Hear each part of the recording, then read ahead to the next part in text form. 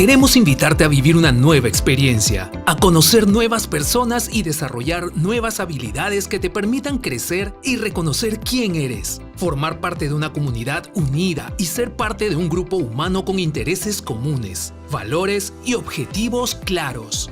Hemos generado 3 grandes categorías en las cuales podrás repotenciar tus habilidades blandas, aprender con los expertos nuevas herramientas que serán útiles para tu crecimiento personal y profesional.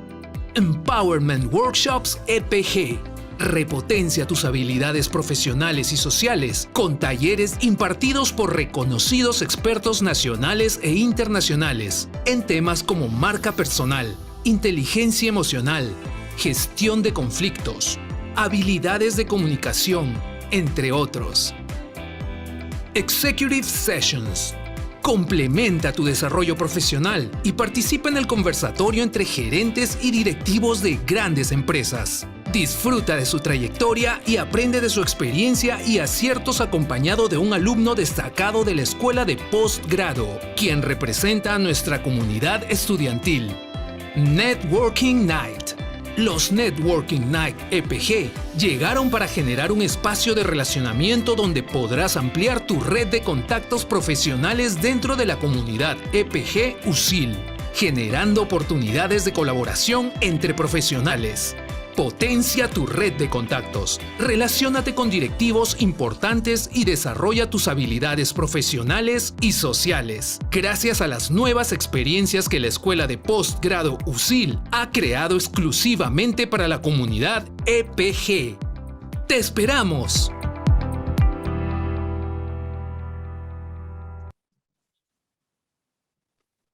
Muy buenas noches con todos.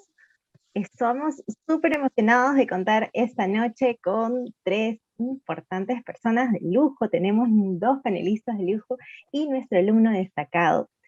Muy buenas noches, mi nombre es Sandra Fernández, yo soy coordinadora de experiencia al alumno EPG y esta noche la vamos a pasar súper especial. Vamos a tener a Eric Urbina y a Rolando Luque y también tenemos a nuestro alumno destacado Renzo Rafael. Pero antes les quiero presentar a nuestro director ejecutivo de la Escuela de Posgrado, Giner Ordóñez, y nos va a brindar unas palabras de bienvenida al evento. Bienvenido, Giner. Hola Sandrita, bueno, primero que nada agradecer a nuestros invitados de lujo, Renzo, Rolando, Eric, muchísimas gracias a mi equipo, Carla, Sandrita, Elsie, por siempre estar creando estos espacios maravillosos. A nombre de la Corporación Educativa UCI, quiero darles la bienvenida a todos ustedes y en especial de la Escuela de Posgrado. Bueno, nosotros siempre vamos a estar buscando crear estos espacios de discusión y conversación para hablar sobre temas de actualidad que tanto nos preocupan y nos deberían ocupar también, porque de todas maneras desde cualquier frente tenemos mucho que hacer. Así que realmente bienvenidos, disfrútenlo, participen, por favor, demostremos nuestro espíritu USIL en estas conferencias y en estos espacios y sacamos el máximo provecho. Un fuerte abrazo de parte de la Escuela de Posgrado y nos estamos viendo en más espacios como estos. Muchísimas gracias. Buenas noches con todos. Como ya lo mencionaron, mi nombre es Ceci Segarra y soy coordinadora de la Escuela de Gobierno y Gestión Pública de la Universidad San Ignacio de Loyola. Me es grato presentarles a nuestro alumno destacado, Renzo Rafael Andía, quien es egresado de nuestra maestría en Gestión Pública. A su vez, es máster en Administración y Dirección de Empresas, licenciado en Administración de Empresas por la Universidad Científica del Sur, egresado de la maestría de nuestra universidad. Asimismo, cuenta con estudios de especialización en contratación pública. Es un profesional certificado por el OCE. Cuenta con 25 años de experiencia en la gestión pública y se desarrolló en distintas organizaciones, en la Municipalidad Metropolitana de Lima, Ministerio del Interior, Ministerio de Educación, SENACE, SUNARP, entre otros tantos. Está vinculado a la gestión administrativa y a la cadena de abastecimiento.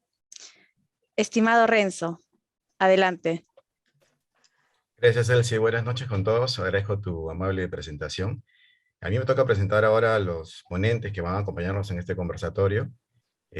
Inicio con Eric Urbina, quien es abogado constitucionalista, profesor de la Maestría de Gestión Pública de nuestra universidad, la UCIL, y de la Facultad de Derecho de la Escuela de Posgrado de la Universidad de Lima. doctorando actualmente en Derecho en la Universidad de Alicante, España. Es máster en Derecho Constitucional por la Universidad de Castilla-La Mancha, en España también. Es Visitor Scholar en la Università di Roma, La Sapienza, Italia, y consultor en políticas públicas y asuntos constitucionales. A su vez, también nos acompaña el señor Rolando Luque, es abogado, licenciado en Filosofía, magíster en Protección Internacional de Derechos Humanos por la Universidad de Alcalá, y egresado a la Maestría de Ciencias Políticas de la Pontificia Universidad Católica del Perú, docente en la misma universidad y además en el Centro de Altos Estudios Nacionales, el CAE. El señor Luque es un funcionario público con más de 20 años de trabajo en la Defensoría del Pueblo y el Poder Ejecutivo en nuestro país, siendo especialista en temas de derechos humanos, gestión de conflictos sociales y ética pública. Es un pionero en desarrollar temas de prevención y gestión de conflictos sociales en el Perú desde la Defensoría del Pueblo, una experiencia inaugural en el Estado peruano y en el Ombudsman Iberoamericano. Ha dirigido también a la Oficina de Promoción y Coordinación Territorial y a la Adjuntía de Lucha contra la Corrupción, la transparencia y la eficiencia en el estado de dicha institución. A ambos, la cordial bienvenida y su agradecimiento por participar en este evento. Gracias. Dicho esto, me pidieron hacer una introducción sobre la situación actual antes de entrar ya a la charla plena, de nuestro país, y es, como todos sabemos, bastante complicado. Sin embargo, he tratado de resumirlo en un par de párrafos, o hasta 3 quizás. El Perú en los últimos años viene atravesando una crisis política, social y económica que nos muestra un escenario gris, el cual pareciera que no tiene visos de cambiar en el corto plazo. La desaceleración económica, la permanente confrontación política, los conflictos sociales latentes, la ralentización de la gestión pública, producto de decisiones desacertadas en la designación de altos funcionarios en sectores claves del gobierno, la corrupción, la inseguridad ciudadana, la subsistente pandemia del COVID-19, son situaciones con las que el ciudadano debe convivir en el día a día. Por otro lado, el conflicto internacional entre Rusia y Ucrania, que tiene un impacto directo en el precio internacional del petróleo, los granos y el trigo, así como la crisis alimentaria global, que está en ciernes, que prevé un aumento en el precio de los alimentos que importamos, además de la escasez e incremento del precio de los que producimos localmente, nos haría pensar que nuestro país podría quedar atrapado en una suerte de tormenta perfecta. Ciertamente no podríamos hablar de un solo tema para abordar un escenario tan complejo. En este sentido, los expositores invitados con su amplia experiencia profesional y académica nos pueden ayudar a entender un poco más sobre la coyuntura actual, a partir del análisis de la realidad política, social y económica de nuestro país. Y así poder quizás esbozar algunas alternativas de solución para la situación actual. Dicho esto, quería comenzar este conversatorio con Eric en relación al análisis que él nos puede brindar de la realidad política y social en nuestro país, y yendo de repente a la pregunta que podría resultar.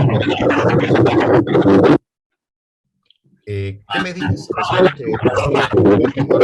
revertir esta situación? Bien, gracias Renzo. También quiero agradecer de manera muy especial a Giner, a Elsie por haberme encargado, ¿no?, esta pequeña presentación. Para mí es un honor y es un lujo también compartir con el doctor Rolando Luque. Creo que espacios como este, académicos, pero que a la vez no se desconectan de la realidad, tal vez de la problemática cotidiana, son no solo necesarios, sino muy útiles. Yo estoy más que seguro de que lo que hoy podamos conversar entre todos, no solo los ponentes, sino también todos los que están participando de este foro, pues podrán salir algunas luces y de repente algún tema de tesis, de repente algún proyecto de investigación o sencillamente una reflexión que se pueda trasladar a la sociedad en su conjunto, porque finalmente este panorama que bien detallaba Renzo, que puede resultar un poco sombrío, es también a la vez un problema de todos en conjunto, como sociedad, como peruanos, como habitantes del planeta mismo, ¿no?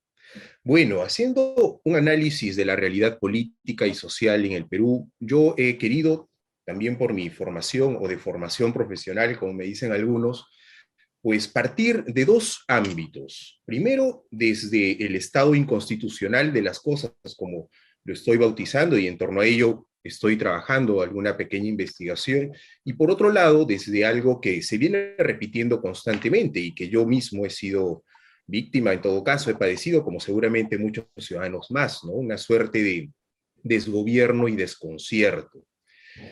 Respecto a lo primero, ese estado inconstitucional de las cosas. Recuerdo claramente el 28 de julio del año pasado, cuando celebrábamos el bicentenario de nuestra independencia, que el señor presidente de la República, ¿no? El señor Pedro Castillo, hacía un anuncio que luego se materializó en actos concretos, puntuales y observados por la Contraloría General de la República.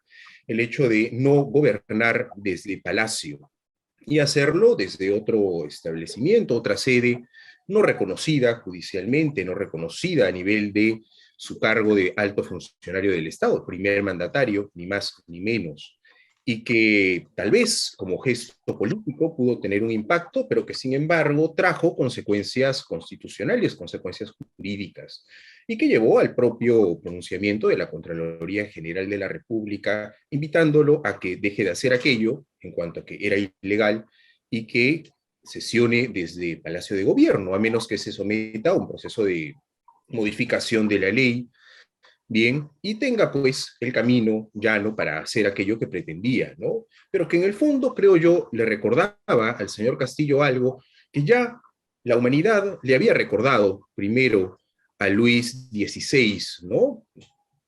Revirtiendo lo que había iniciado Luis XIV con el hecho de que lo que él era la ley, ¿no? Lo que él decía era la ley.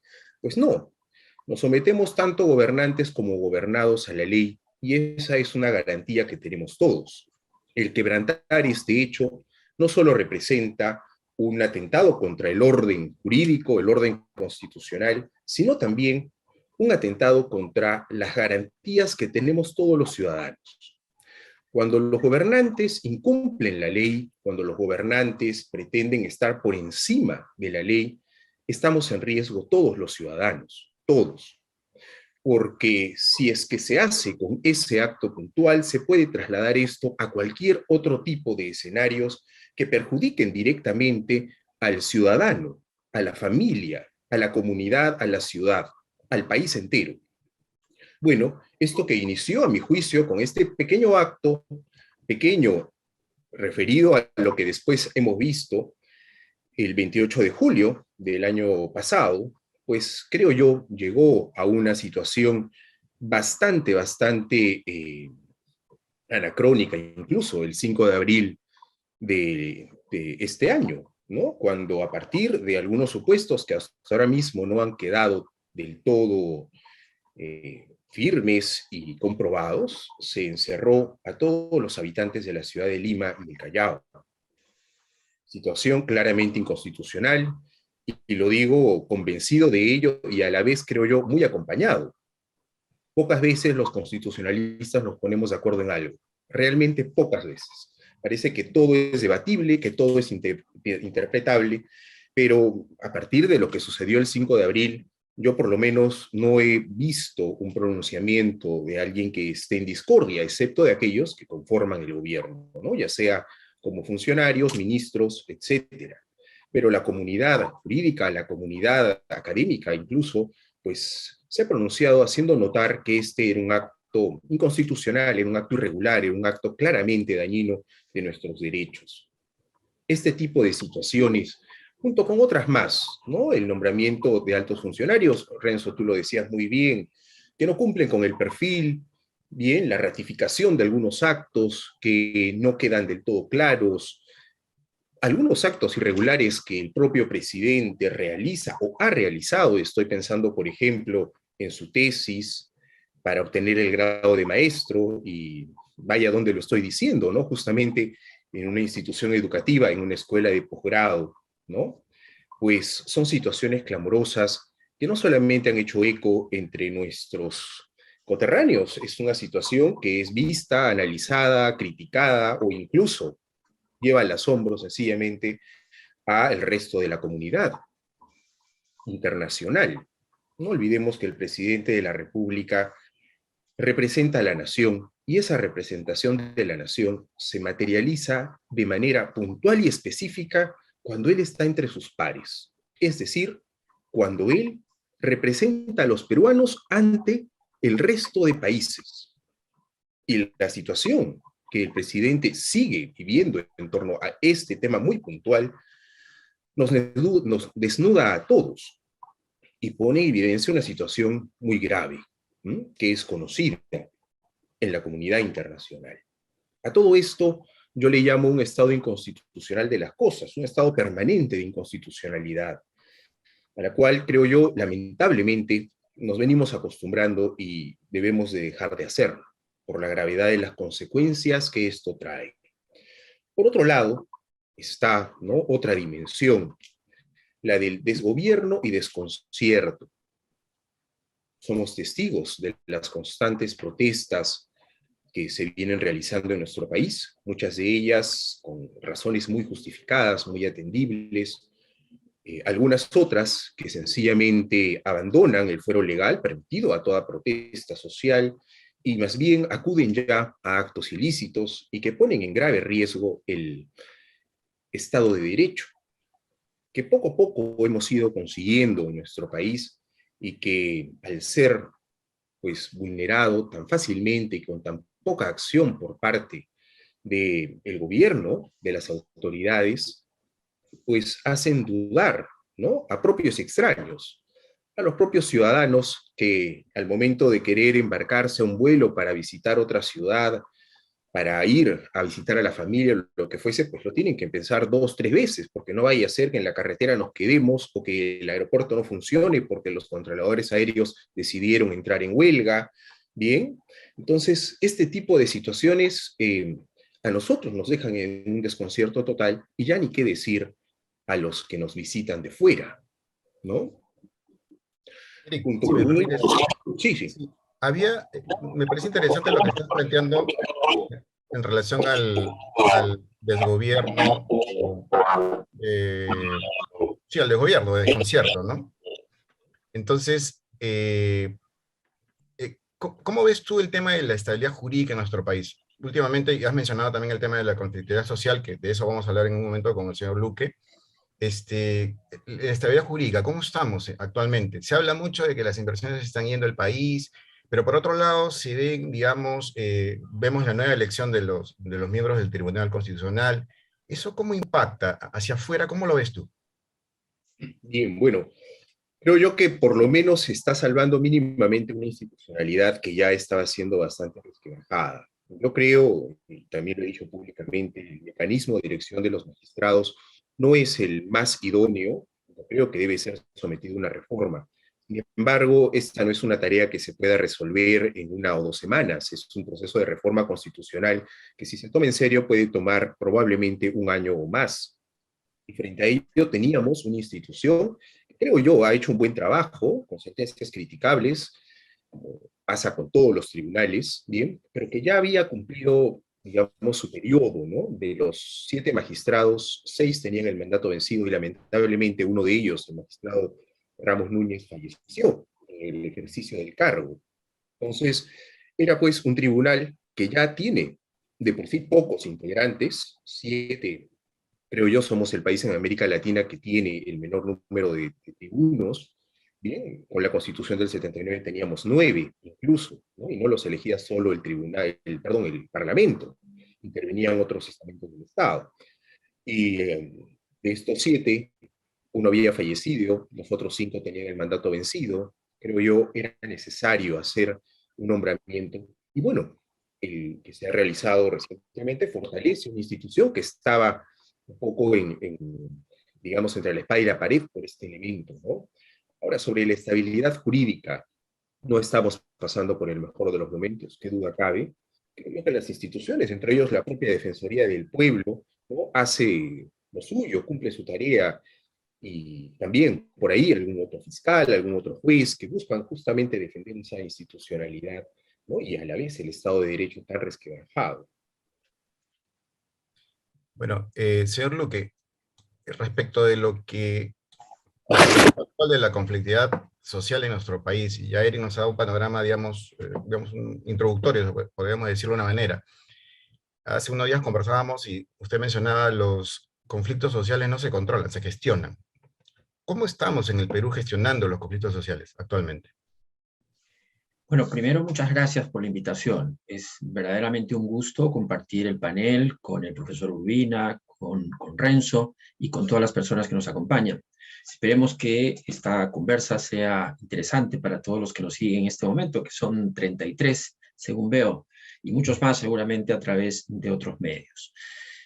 Bueno, yo quisiera seguir un poco el hilo del profesor Urbina, que me ha parecido muy interesante la descripción que ha hecho del momento político del Perú, porque cuánto impacta estos defectos, deficiencias que notamos en la gestión pública, en la forma de entender la realidad del país, en la forma de comunicarse políticamente con la sociedad, en la conflictividad social, ¿no? Porque siempre hay una especie de leyenda negra alrededor de la palabra conflicto. Siempre que uno escucha conflicto, piensa en confrontación, piensa en enfrentamientos con la policía, en llantas quemándose a mitad de la carretera, en grave alteración del orden público, y también, por supuesto, en muertos y heridos, que en nuestro país han habido muchos a lo largo de este año.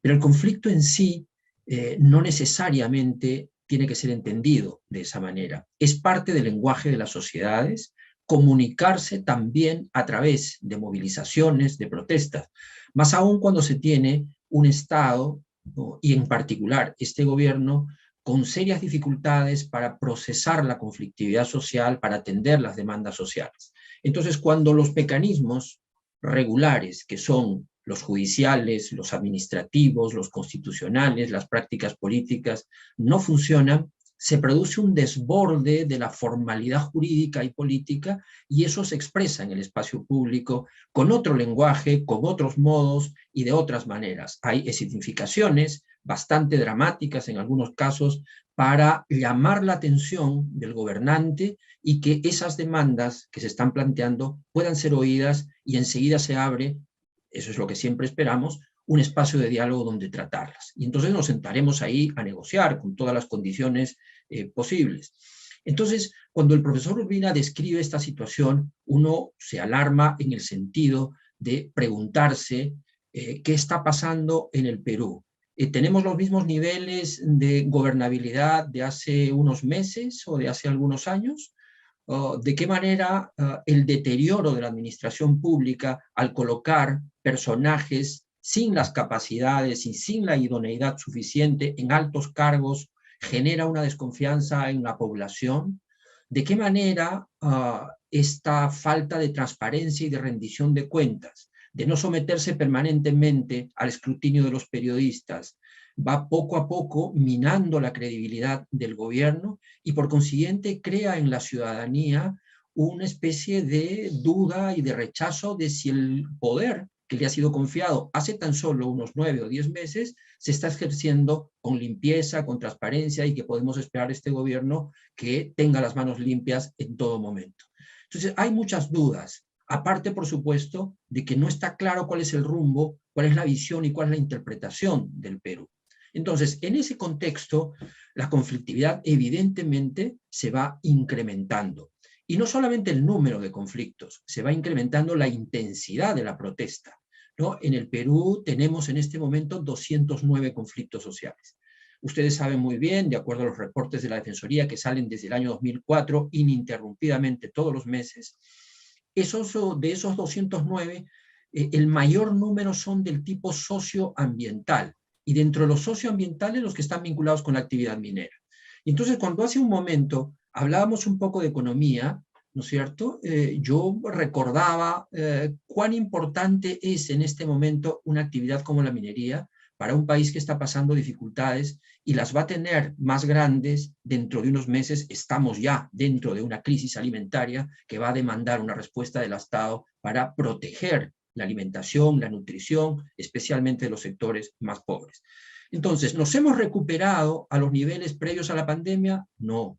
Los problemas de empleo siguen siendo muy serios y los niveles de ingreso no están recuperados.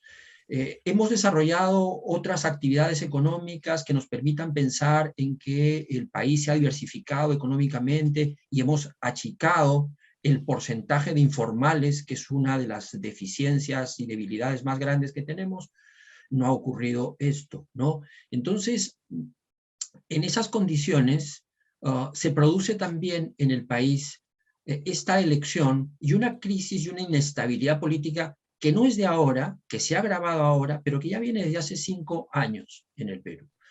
Y a eso le sumamos en la actualidad una expectativa social muy alta especialmente de los sectores que votaron por el señor Pedro Castillo, respecto de que sus demandas van a ser atendidas en el corto plazo. Es decir, cuando las personas hablan de expectativas en las comunidades, en las poblaciones, en los sindicatos, etcétera, no están pensando en una ilusión del mediano y largo plazo, están pensando en una respuesta concreta ahora mismo, a la vuelta de la esquina, ¿no es cierto? Y la otra expectativa es que, como se ha respaldado al presidente Castillo, entonces es posible llegar con más rapidez a los niveles más altos del poder. Y entonces ustedes habrán visto en las últimas semanas al presidente del Consejo de Ministros yendo de un lado a otro y al propio presidente de la República recibiendo delegaciones para atender un conflicto social. ¿Qué ha pasado con la estructura de intermediación de conflictos sociales en el Estado? ¿Por qué la Secretaría de Gestión Social y Diálogo, el Viceministerio de Gobernanza Territorial que se crearon hace 4 años, no están siendo ubicados en el lugar que les corresponde como las entidades estatales encargadas de tratar con las comunidades y con otras poblaciones? ¿Por qué nos estamos saltando a esos funcionarios que son, además, los especialistas en gestionar conflictos sociales? Entonces, vemos una serie de distorsiones que pintan el panorama un tanto, digamos, sombrío, como lo ha dicho el profesor Urbina, pero en medio de eso yo diría que hay 2 cosas que destacar. Una, que a pesar de todo, seguimos siendo un país que quiere dialogar. Provenimos de una tradición autoritaria y, sin embargo, hay más de 70% de los conflictos que están en procesos de diálogo. Eso me parece sumamente importante, porque no está en la cultura de nuestro país el optar por las medidas colaborativas, los mecanismos pacíficos de resolución de conflictos, ¿no? Lo segundo que me parece importante es que, no obstante esta inestabilidad política, la economía sigue resistiendo. Y dentro de la economía, la minería representa por lo menos el 60 o 65% de las exportaciones y más o menos entre el 10 y el 12% del PBI. Así que es un respaldo muy respetable que la gestión del conflicto debe contribuir a armonizar los intereses entre las partes. Y termino con un dato. Es decir, en el Perú hay más o menos 1.050 unidades de exploración y explotación minera, ¿no? Y me refiero a la minería porque es la actividad generadora del mayor número de conflictos sociales, ¿no? Y a pesar de que ese número, el número de conflictos sociales solo es alrededor del 6% de ese número de unidades de exploración y explotación minera.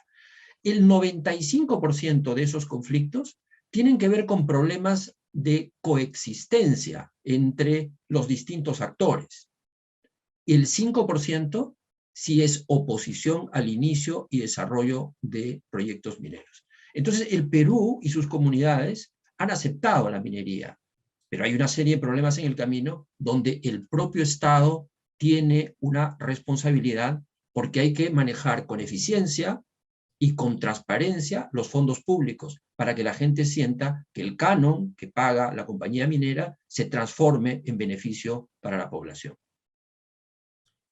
Correcto, correcto. Eric, el doctor Luque ha mencionado que me parece importante, ¿no? En relación a la presencia del gobierno a través de, digamos, equipos de alta dirección, altos funcionarios, ¿no? Para atender los conflictos que se van presentando en esos últimos meses. Digamos, pero la agenda que llevan aparentemente es la misma, de hablar de asamblea constituyente, hablar de segunda reforma agraria. ¿Tú crees que el Ejecutivo está preparado? En una entrevista anterior, el doctor Luque mencionaba sobre la desarticulación de los equipos técnicos, ahora lo recuerdo bien, ¿no? Y lo acaba de mencionar ahora mismo. Entonces, ¿el Ejecutivo está improvisando? Bien. Bueno, es muy, muy interesante lo que mencionaba el profesor Luque, ¿no? Data que por lo menos yo no manejaba de manera directa, pero que me da un panorama bastante interesante y mucho más claro, ¿no? Por ejemplo, yo creo que lo que muchas veces trasciende es que muchas de estas comunidades o núcleos que entran en protesta, que salen en los noticieros y demás, están en contra de la actividad minera y resulta que no, ¿no? Resulta que en realidad el asunto es otro, ¿no? El porcentaje es distinto. Respondiendo a tu pregunta, Renzo, pues yo creo que el Poder Ejecutivo ahora mismo no lo está, ¿no? No tenemos cuadros técnicos y a la vez una carrera dentro del sector público que obedezca o responda en todo caso a credenciales, a formación y experiencia, ¿no? Lo hemos visto de manera muy directa con el secretario general de Palacio de Gobierno, ¿no? Y cómo a la vez, por una cuestión de designación política, etcétera, pues se eliminó cualquier tipo de requisito para que pueda asumir el señor Pacheco, ¿no? Entonces, este tipo de situaciones generan nuevamente, ¿no? Ese desconcierto, esa inestabilidad por un lado, y a la vez algo que creo puede estar tal vez surgiendo ahora y que debería ponerse un, un pare, ¿no? Y es una suerte de desazón o de poco entusiasmo por parte de profesionales que sí se forman, que sí deciden prepararse para trabajar en el sector público y que ante esta situación pues pareciera que no es muy atractivo y mejor no. Yo creo que es todo lo contrario lo que deberíamos como país buscar, ¿no? Más bien que nuestros jóvenes, que los profesionales se puedan preparar perfectamente o de la mejor manera para poder asumir este tipo de cargos. Yo recuerdo mucho algo que a mí me marcó cuando recién incursionaba en el ámbito de la gestión pública, etcétera, y es leer mis años en Downing Street, ¿no? De un personaje político muy polémico, pero bueno, querida y odiada, ¿no? Margaret Thatcher, y ella cuenta cómo inmediatamente le toca asumir el cargo de primera ministra del Reino Unido, no tuvo que cambiar en la organización a nadie, porque todos los que estaban allí eran muy profesionales y más bien la iban a acompañar de la mejor manera en el gobierno que ella iniciaba, ¿no? Qué envidiable, un aparato estatal que esté pues compuesto por personas con alta formación y que permitan a la vez a los gobernantes poder ejecutar sus planes de gobierno, ¿no? Lamentablemente, en mi experiencia, incluso personal, lo que yo he visto es que a veces al cambiarse a un ministro o a algún alto funcionario se cambia hasta el portero de la oficina, ¿no? Y eso no puede pasar, ¿no? Ahora, Eric, estamos hablando bastante del Ejecutivo, ¿no? Pero también el Poder Legislativo, digamos, tiene algunas cositas que merecen ser mencionadas, ¿no? Por ejemplo, esta propuesta de vuelta de la bicameralidad en el Congreso. Este, ¿Consideras que es una buena medida? Porque, digamos, o sea, la exposición de motivos tiene que ver con el hecho de que las leyes sean mejor revisadas, mejor analizadas, ¿no? Digamos, por ambas cámaras, ¿no? Antes de ser promulgadas. ¿Te parece que es correcto en la medida de que no se ve, por ejemplo, que los perfiles de quienes van a postular al Congreso cambien? Es decir, por un lado le estamos exigiendo al Ejecutivo los mejores cuadros, que se modifiquen los perfiles. De hecho, el Congreso acaba de sacar esta semana, ¿no? Que en realidad es un complemento de lo que Cervel ya tenía, sino que estamos hablando de los puestos más altos, ¿no? Para efectos de los funcionarios de alto rango, ¿no? Y los perfiles que debería cumplir. Pero en el Congreso pareciera que se mantiene lo mismo, y si volvemos al tema de las dos cámaras, con el alto grado de desaprobación que tiene el Congreso, ¿cómo lo ves tú esto? Bien. Bueno, mira, es una discusión bizantina y que ha existido en el Perú desde que se aprobó la Constitución del 93, que dicho sea de paso ha sido la única constitución que ha organizado el Parlamento en una sola cámara. Todas nuestras constituciones, por lo menos aquellas que entraron en vigor, fueron bicamerales y tuvimos una incluso tricameral en el siglo XIX, ¿no? Pero, bueno, la Constitución de Bolívar que buscaba, entre otras cosas, mantenerlo también en el poder, ¿no? Pero luego nuestra tradición siempre ha sido bicameral, como la de la mayoría de países de América Latina. Hay algunas excepciones, estoy pensando, por ejemplo, en Venezuela, después de una reforma eh, que el propio presidente Chávez formuló, pero luego nuestra tradición siempre ha sido bicameral. Yo creo que la mala composición por parte de los integrantes, es decir, el perfil de los congresistas que llegan finalmente a ocupar un cargo, no se debe necesariamente a la composición, es decir, al número de parlamentarios, que incluso estamos subrepresentados. Creo yo que el problema más bien está en los partidos políticos y la selección previa que ellos realizan. Nosotros ya hemos tenido un Congreso bicameral, hasta antes del 93, o bueno, el 5 de abril del 92, nuestros congresos eran bicamerales, y yo creo que la calidad de los parlamentarios no era menor a la que tenemos hoy.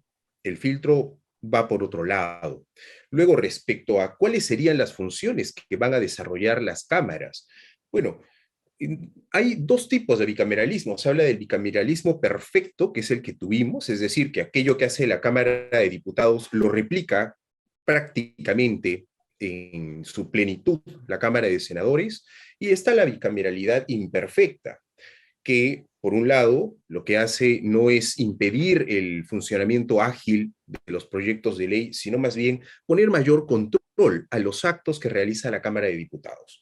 La Cámara de Diputados siempre va a ser muy pasional, ¿no? Es una Cámara muy política, tal vez poco reflexiva, y por ello es que puede, pues, aprobar un proyecto de ley escuchando o tratando de interpretar lo que el fervor popular le diga, pero para eso está otra Cámara que ante proyectos que pueden implicar una reforma constitucional tomará más tiempo, podrá incluso analizar con mayor rigor y menos pasión, ¿no?, lo que la primera Cámara de Diputados proponga.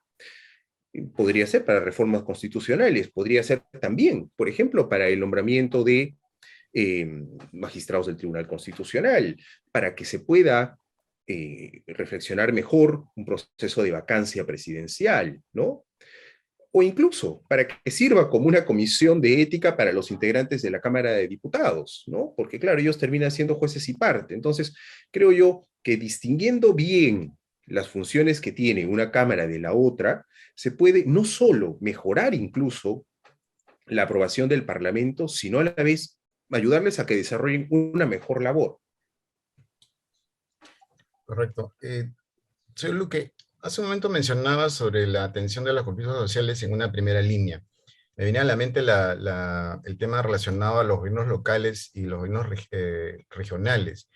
¿Cuál es su función? Porque, digamos, daría la sensación que los conflictos sociales escalan directamente hacia el Ejecutivo, hacia el gobierno nacional, y no se hable mucho de la función que cumplen los gobiernos regionales y locales en la atención de los mismos.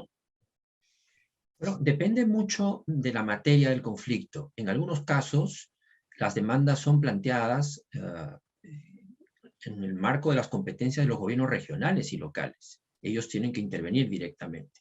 Y ahí debo decir con cierto desconsuelo que no se ha desarrollado capacidades de gestión de conflictos en los gobiernos regionales.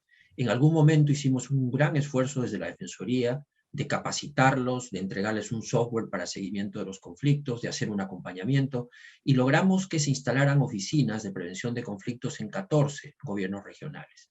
Pero como es habitual en el Perú, viene el siguiente gobierno regional y desmonta aquello que no le parece relevante, ¿no? Y hoy tenemos únicamente en 5 gobiernos regionales estas capacidades instaladas. Y en los gobiernos locales prácticamente es inexistente, ¿no? Es decir, se gestionan conflictos a partir de la experiencia política, de la muñeca que pueda tener algún funcionario, o apelando a un conocimiento absolutamente básico, cuando esto es una técnica, esto es una disciplina, se estudia en las principales universidades del mundo, y valdría la pena que esta experiencia extraordinaria que a lo largo de estos años se viene acumulando en el Poder Ejecutivo, en la Defensoría del Pueblo, se traslade y sea recibida, bien recibida y implementada en gobiernos regionales y locales. ¿Y por qué su participación es importante? Porque conocen muy bien la realidad en que se mueve, y como parte del análisis de los conflictos, uno necesita saber quién es quién, es decir, un análisis de actores, de sus trayectorias. Necesitamos saber también cuáles son los problemas que se plantean en las demandas, porque a veces las demandas son muy posicionales y están expresadas en unos términos bastante superficiales y a veces muy confusos. Entonces se necesita un análisis más en profundidad para problematizar la demanda, porque las demandas se atienden, los problemas se resuelven. Y si la demanda no es convertida en un problema que pueda ser tratado en un espacio de diálogo, nunca va a ser resuelto, ¿no? Entonces, el actor regional y local contribuye mucho porque tiene un análisis muy fino de lo que pasa en las realidades inmediatas que frecuenta y que conoce como la palma de su mano. A veces eso no se ve muy claro desde Lima. Entonces viajan misiones al corredor minero, por ejemplo, para tratar de entender qué pasa en Chumbivilcas, o qué pasa en Cotabambas, o qué pasa con los cientos de comunidades que hay a la vera de 350 kilómetros de carretera, que es el corredor minero. Y hay 4 compañías mineras muy grandes alrededor, y hay unos niveles de pobreza bastante altos, ¿no? Y hay una precariedad en las instituciones públicas y en los partidos políticos. Tenemos elecciones en octubre, por ejemplo, se van a renovar las autoridades en Cotabambas, en Chumbivilcas, en Paruro, en Espinar, y necesitamos saber en provincias y distritos quiénes son los que van a llegar al poder y con qué mentalidad, qué actitud tienen frente a la minería, qué actitud tienen frente al gobierno nacional. De manera que esto es muy complejo. Y no he olvidado una pregunta que usted planteó en el segmento anterior, cuando me pedía más bien una distinción terminológica o semántica entre controlar los conflictos sociales y gestionarlos, ¿no? Me parece muy interesante la pregunta, porque cuando uno habla de control, está más bien aludiendo a una capacidad casi omnímoda de algún actor político por influir directamente en los actores. Y eso no es o no corresponde con la realidad. El poder está bastante más distribuido de lo que uno cree. Puede ser precario, puede ser enredado, oscuro el poder, pero está distribuido. No olvidemos que han sido las movilizaciones de comunidades las que han frenado varios proyectos muy importantes en la minería, ¿no? Y más allá de si esos proyectos era indispensable que salieran y cuáles eran los costos ambientales que podían haber, lo cierto es que como ejercicio de poder, la ciudadanía se movilizó y ha impedido, por ejemplo, el proyecto Conga, o el proyecto Tía María, ¿no? O el proyecto Santana en Puno, ¿no? O el proyecto del Quilich en Cajamarca, o el proyecto Majes, Majás Río Blanco en Piura. Es decir, han habido varios que sumados son más o menos unos 10.000 a 12.000 millones de dólares, nada despreciable en las circunstancias actuales, pero así se comporta el conflicto y así se comporta la sociedad. ¿Y por qué es importante hablar de gestión? Porque no se puede controlar el conflicto, solo las dictaduras controlan y sofocan y aplastan el conflicto. En un contexto democrático donde ejercemos las libertades públicas y tenemos derecho a protesta protegido por las instancias correspondientes, entonces lo que corresponde hacer es gestionar la conflictividad social en el marco de la ley y promoviendo las mejores condiciones para dialogar. Es decir, cuando el Estado pierde la oportunidad de resolver jerárquicamente un problema, tiene que horizontalizarse y sentarse a la mesa con los demás actores, comunidades, empresas, y tratar de resolver esto, sea con un mediador que asiste a ambas partes en el proceso de diálogo, o sea en una negociación directa. Lo cierto es que el protagonista es el diálogo, Entonces, por eso yo le decía qué importante que es que tengamos mesas de diálogo, ¿no es cierto? Pero no debemos quedarnos en la idea de gestión. La idea de gestión sirve para esta lógica: protesta, movilizaciones, diálogo, negociación, acuerdos, cumplimiento de los acuerdos, que dicho sea de paso es siempre algo muy incierto, ¿no es cierto? Pero si nos quedamos ahí, lo más probable es que se reproduzca el conflicto al poco tiempo, cuando buena parte de esos acuerdos no se cumplen. En alrededor del 50% de los acuerdos de actas firmadas en el Perú no se han cumplido. Entonces es tiempo de que demos un salto hacia la transformación de conflictos.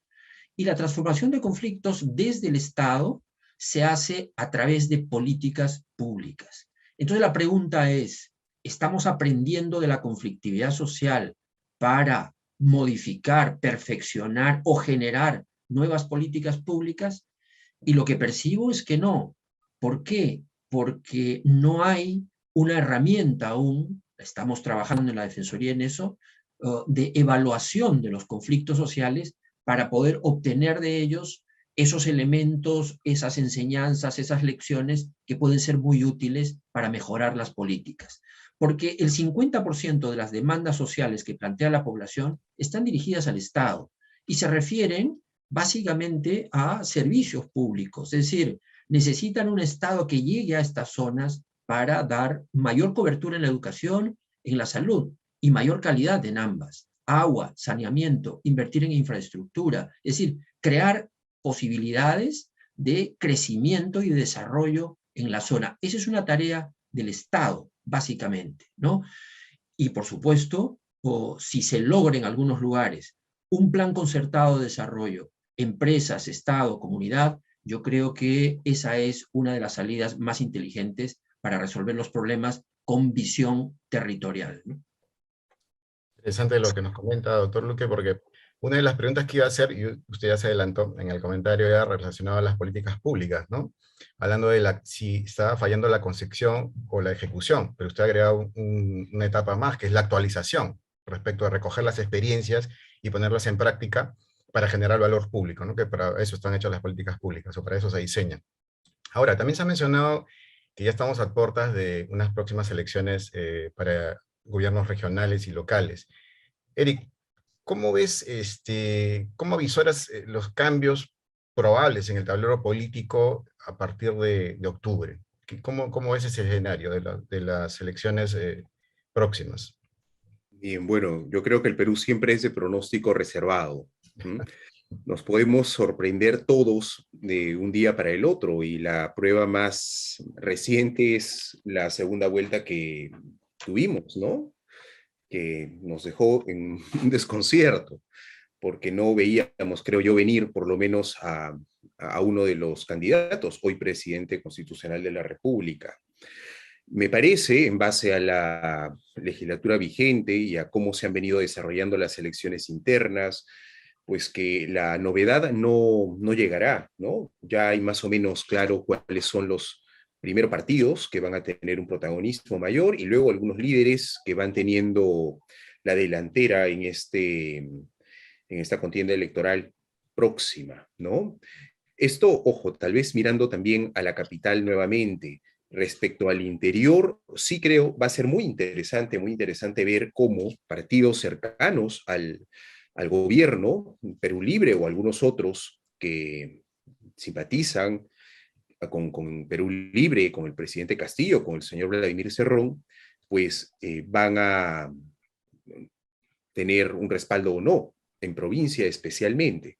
Yo creo que eso sí va a ser muy interesante y habrá que analizar eso al detalle, pero ya cuando estén pues los votos sobre la mesa y finalmente cuando haya actas que contar y proclamar a unos o a otros, ¿no?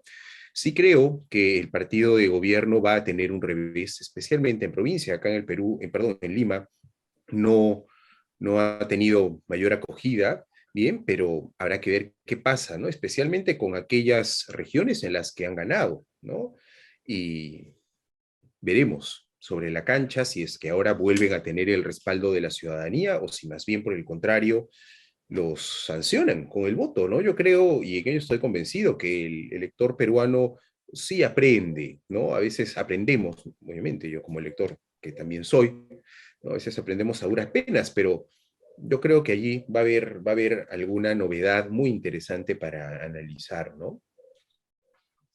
Okay. Doctor Luque, y en el caso de los gobiernos, la misma pregunta, pero aplicada a la conflictividad social latente, ¿cómo las próximas elecciones van a afectar esto? Porque entiendo que va a haber un impacto, usted adelantó un poco de este tema. Bueno, siempre ha habido la intención de instrumentalizar los conflictos sociales en las etapas previas a un proceso electoral, con la finalidad de lanzar políticamente a alguien, generar una mayor integración en un grupo, dar línea política, ¿no? O aprovechar las cámaras y la tensión que despierta la conflictividad social para ser más protagónico, y hay esa tentación muy grande en los dirigentes sociales de convertirse en actores políticos, ¿no?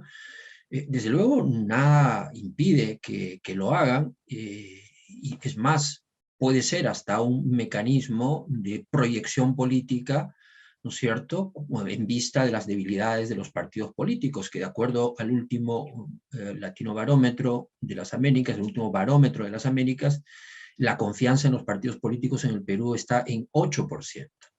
¿no? Entonces, con ese grado de debilidad, no es extraño que frentes de defensa, comités de lucha, asociaciones, federaciones, etcétera, puedan ser también una especie de semillero de dirigentes y de líderes que tienen interés en proyectarse hacia la vida política. Pero siempre el ciudadano sabe distinguir entre quién lo representa bien frente a los asuntos sociales, ¿no? En un conflicto, en una mesa de diálogo, que quién lo va a representar en los asuntos políticos, en los 3 niveles de gobierno o en el Congreso de la República. Por eso es que el resultado al final, y alguna vez hicimos un estudio al respecto, el porcentaje de los que logran dar ese salto es muy pequeño. Es muy pequeño, ¿no? Entonces, pero siempre hay ese riesgo de utilización del conflicto para un beneficio personal o grupal. Y aquí, si bien el lado bueno del asunto es que se puede promover a nuevas figuras, el lado negativo del asunto es que no se puede utilizar causas y demandas perfectamente válidas y justas de la población para beneficio de un proyecto personal o un proyecto grupal. Ahora, estas elecciones son siempre muy complicadas porque estamos hablando pues de alrededor de 2000 entre distritos y provincias, ¿no? Eso multiplíquenlo por el número de candidatos. Siempre es una elección muy compleja, más los gobernadores regionales.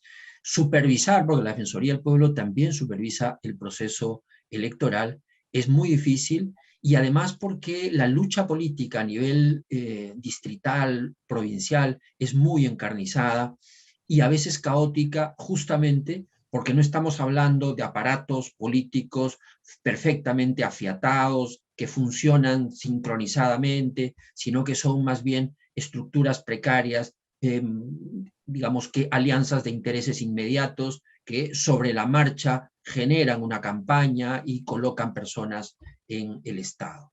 Esa es la parte más preocupante del proceso electoral en el Perú, ¿no? Porque está bien, los ciudadanos seguimos eligiendo, pero el paso previo a la elección es la de tener buenos candidatos, porque elegimos aquello que nos ponen delante, ¿verdad? Y los niveles de participación en los partidos políticos, en las elecciones internas, ha sido mínimo, ¿no es cierto? Incluso en algunos casos han ocurrido hechos sorprendentes en que los votos nulos y los viciados y los en blanco han terminado ganando al candidato, ¿no? Entonces, yo cierro con esta idea. Yo creo, y siguiendo un poco el hilo también de lo reflexionado por el profesor Urbina, la democracia, digamos, sigue siendo un sistema superior a todos los demás, pero no solo por el origen del poder, que está, como sabemos, en la voluntad popular, sino por el control del poder. Y ahí creo que tenemos una responsabilidad todavía muy importante. Desde luego que en el origen también hemos visto las debilidades de los partidos, hay un debate acerca del sistema electoral en sí, las circunscripciones, del voto voluntario obligatorio, etcétera. Hay una agenda ahí. Y desde luego yo me sumo a un pacto por la reforma política en el Perú. Creo que es indispensable, antes de una siguiente elección, debatir en profundidad en el Congreso de la República, en el Acuerdo Nacional, en las organizaciones sociales, en las entidades académicas, cómo reformar la Constitución de modo de contribuir desde lo normativo a fortalecer las estructuras políticas en el Perú, ¿no? Pero siento que en este proceso electoral se pueden presentar una serie de inconvenientes. También tenemos registrado el tema de los conflictos electorales. Pero yo decía, el origen del poder está bien, pero el control del poder también es importante, ¿no es cierto? El famoso check and balance de las democracias típicas ya creo que ha sido superado, no en el sentido de ser desplazado, sino en el sentido de ser enriquecido con otras formas de control, ¿no? Otras formas de control. Y ahí inscribo a la Defensoría del Pueblo, a la Contraloría General de la República, al propio Tribunal Constitucional, al Ministerio Público, es decir, a los órganos constitucionales autónomos que en este momento tienen la capacidad de poder seguir de cerca la performance de un gobernante, vigilar su comportamiento, evaluar la función pública de manera constante, pensando en los derechos fundamentales y pensando en la subsistencia de los principios fundamentales del sistema democrático. Excelente, excelente comentarios. Eric, te vi en una entrevista que recientemente habías hecho con Bahía Talks, si no me equivoco, y hablabas sobre pedagogía constitucional. Ya para cerrar, quería hablar yo, plantearte esta pregunta respecto de la capacitación, de la formación que tienen que haber de los cuadros políticos. Tú lo acabas de mencionar, ¿no? Esto, digamos, la pelota está del lado de los partidos políticos respecto de la formación de sus cuadros. ¿Qué rol tendría los partidos políticos, pero también la academia, la universidad? ¿Cómo trabajar, cómo influir para generar mejores cuadros, ¿no? Bien. Bueno, mira, yo creo que uno puede tener títulos, grados académicos, etcétera. Habrán muchos otros que no, pero sin embargo hay una condición que la tenemos todos y la tenemos casi casi de gratuito, y es la de ciudadanos.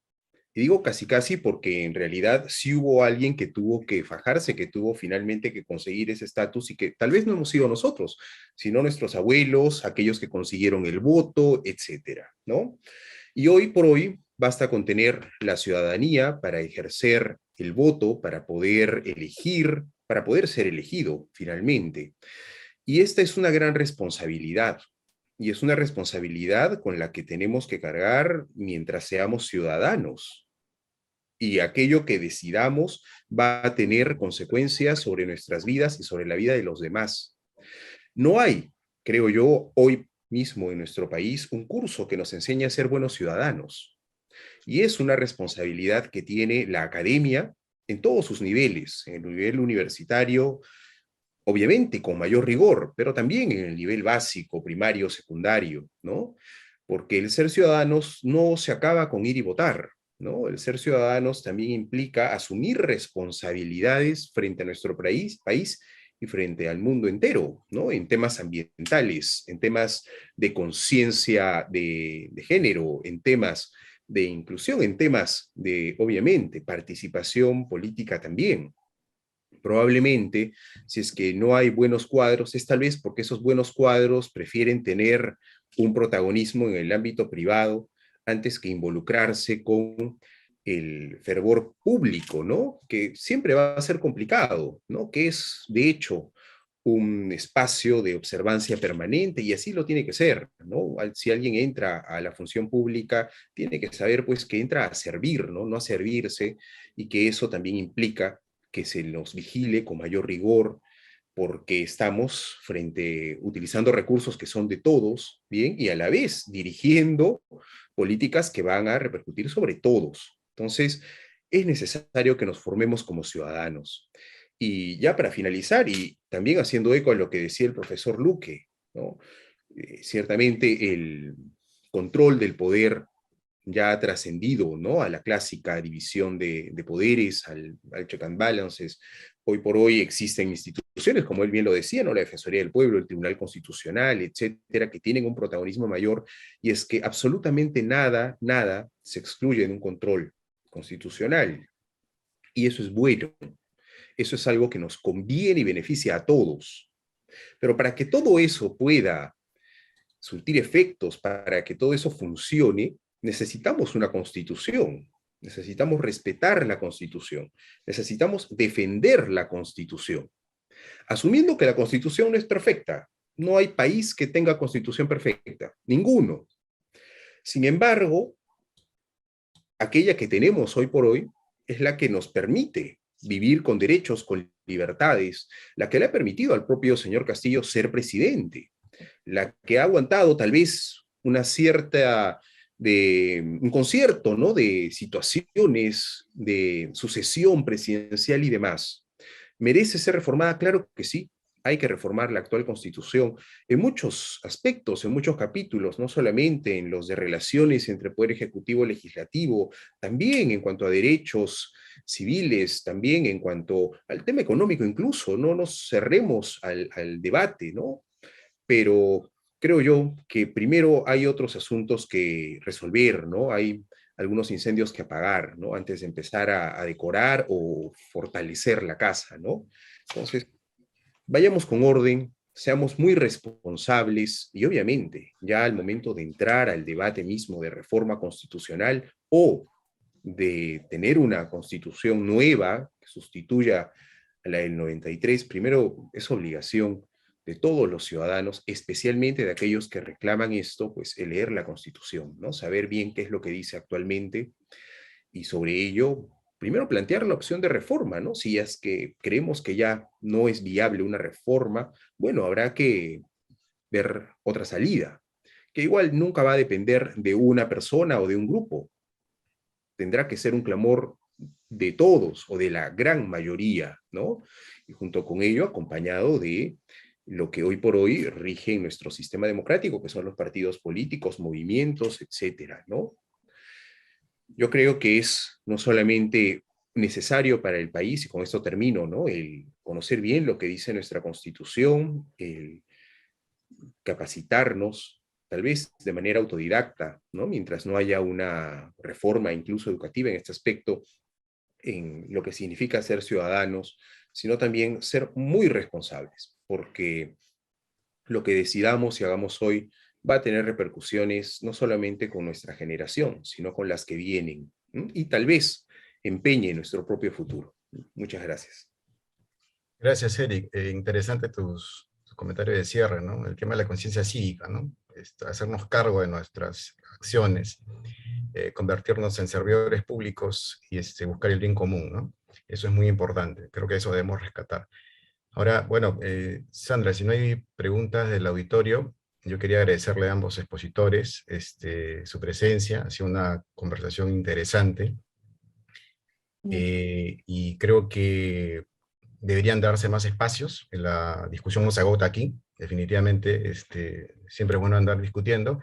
Y yo quiero agradecer personalmente a la Escuela de Posgrado, a la Universidad San Ignacio de Loyola, por la oportunidad de compartir este conversatorio.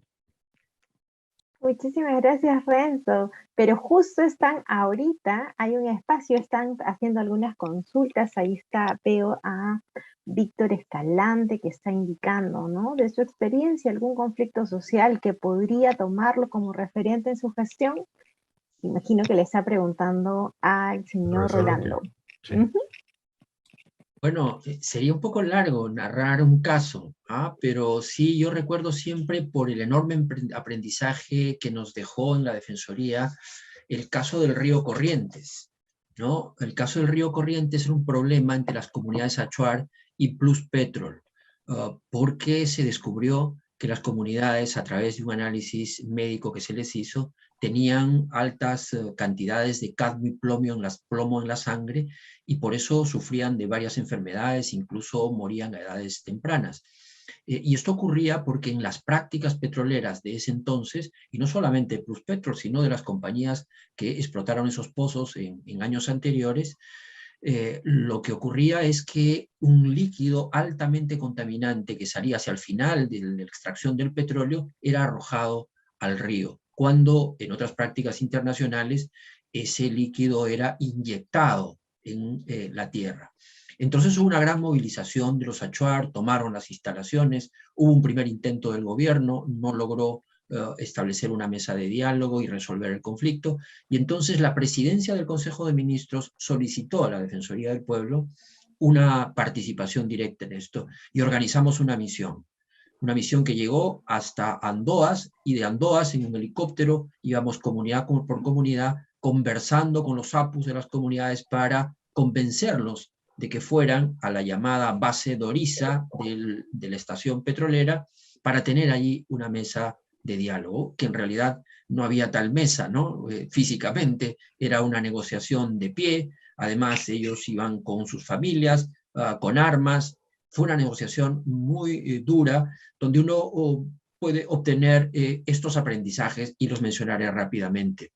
Primero, la interpretación. Estamos hablando de un diálogo intercultural, y por consiguiente, siempre que ocurre este encuentro entre dos formaciones culturales distintas, hay que tomar la precaución de tener el conocimiento lo más profundo posible de cuál es el horizonte interpretativo, las creencias de esa comunidad, y también cuál es el mecanismo que tienen ellos para resolver sus propios conflictos intracomunales.